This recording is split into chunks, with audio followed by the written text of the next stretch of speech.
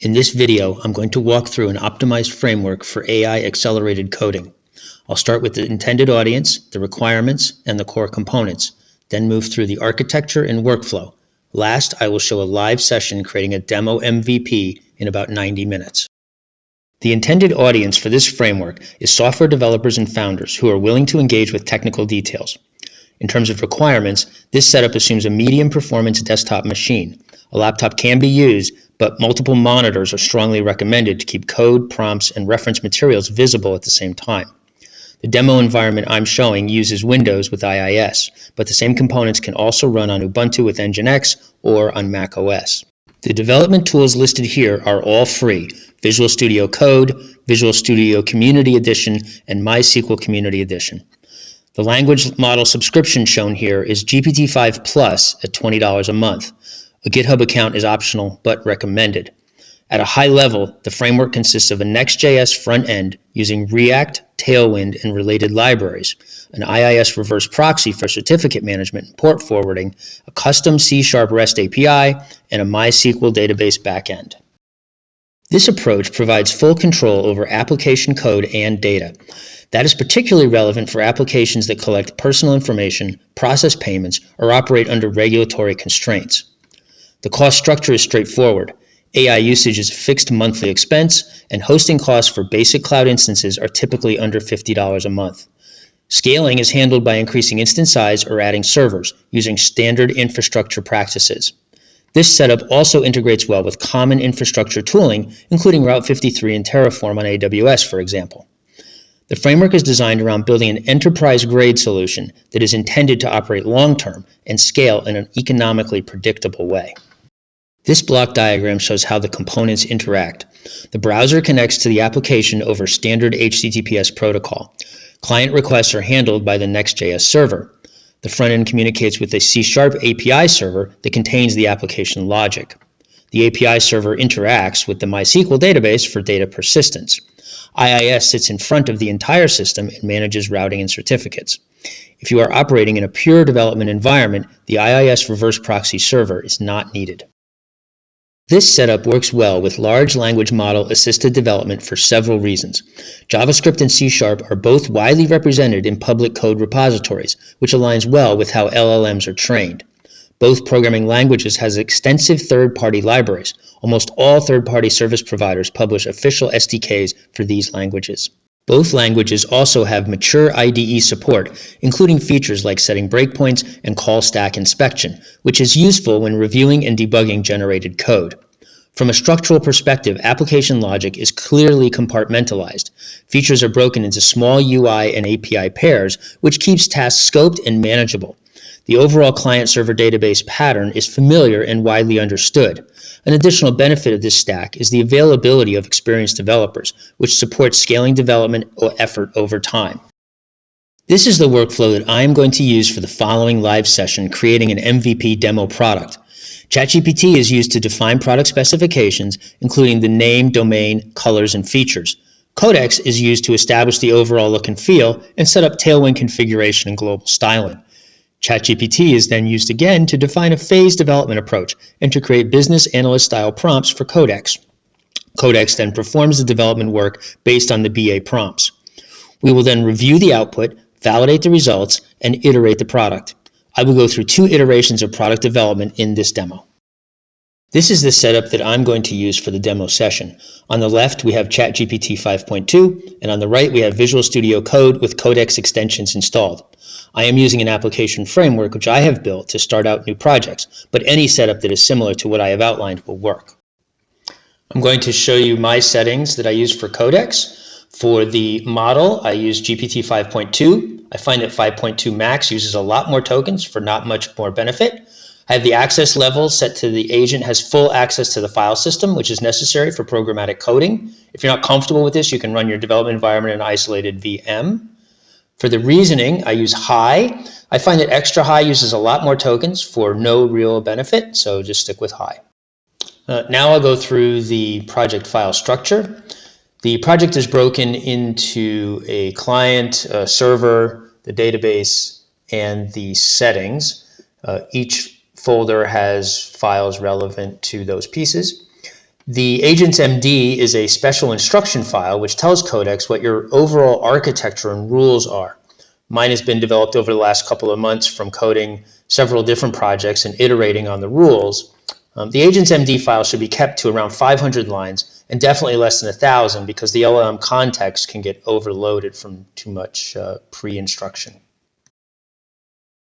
The client is a standard Next.js template app, nothing really special here. There's a .env that indicates that localhost is where the server and API live. One special feature of the client setup is that all API calls go through a single route, which allows for a more efficient interface to the server, handling of session IDs, and easier interface for the LLM to understand. In the database folder, there is a basic schema for a user table and a logging table, and this can be applied to any MySQL database by the LLM. In the server folder are some starter files based on my template that help with some basic functions. However, you can create any server setup you want using Codex as long as it defines a well-structured API interface. The settings file contains the server settings and any secret keys. You could also use a secrets manager or other key stores like environment variables. The settings file is designed to be extensible and modular and easy for LLMs to understand. Okay, so let's get started with using Codex to develop a new project. The first step is to have it get familiar with Agents MD so that it knows how we want it to write our program. This is always the first step that I use when starting a new project. Next, I'm going to tell it to apply the schema to the database to create the template user and log table.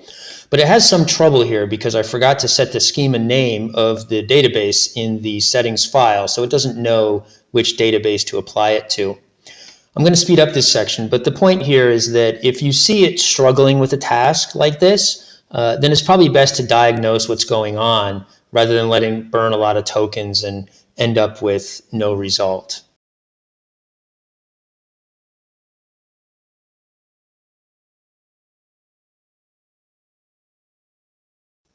You can see here that I've stopped it and I've updated the DB schema value in the settings.json, but I haven't saved the file, and so it's still confused, and we're going back and forth a little bit here on it. Eventually it gets sorted out and applies the changes, but this is very typical of a debugging cycle with Codex.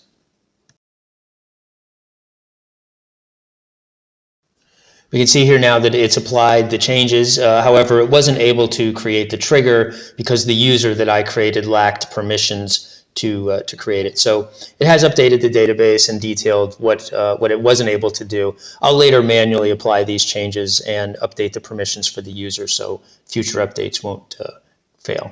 In this short session, I tell Codex that I have created the trigger manually and ask it to update the devlog file with progress. And then I ask it to build the client and the server.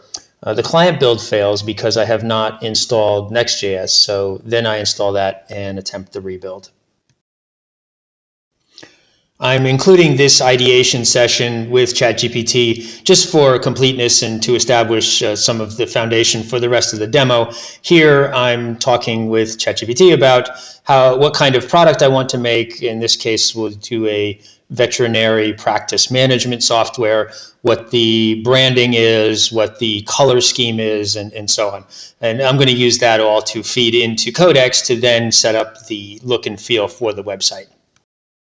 So now we're going to start with designing the landing page. I'm going to first ask ChatGPT to create a BA style prompt for Codex to create a modern looking landing page based on everything that we've discussed so far. And then I'm going to take that prompt from ChatGPT and paste it into Codex and see what we get. Okay, here we are on the other side. Codex has created about 700 lines of code in a couple of minutes, and I'm going to start the server and we'll see what our website looks like, and it's looking pretty good. It's respected all of the color schemes that we have. It's got our name and our logo, and looks like a modern website. For the next iteration of development, I'm going to ask ChatGPT to generate a Codex style prompt for the login and registration window. And basically, I'm just going to copy and paste that directly into Codex and let it go and see what we get. So after a couple of minutes, Codex has produced about 1,700 lines of code that represents the registration and login workflows. And I go ahead and run it. I'm going to do a sample registration. And you'll see at the end that we get an error. And I wanted to show you this because errors do happen frequently, and they need to be debugged. And you can see that what I'm going to do is get the error, and then I'm just going to grab a screenshot of it. And I'm going to paste that back into Codex and essentially tell it to fix this error. And it goes ahead and repairs it, and then it runs.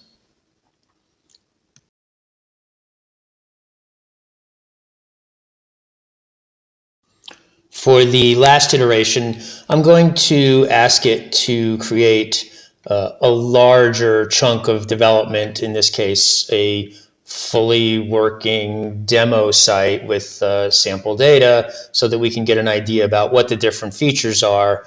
And then, potentially an end user would look at this and say, yes, this is good and this is bad and whatever. But this is a much larger piece of development. It takes Codex about 15 minutes or so to produce this code. But then we'll see at the end that it's actually a fully working demo with several screens that are all fleshed out with actual, real looking data. Okay, so Codex is done, and we have our sample dashboard with these 9 different items, and they all look pretty reasonable to me. I don't know much about running a veterinary practice, but these values don't seem too crazy. And this was, again, done in about 15 minutes. It's, I think, 1,500 lines of code, and I think the results are pretty impressive.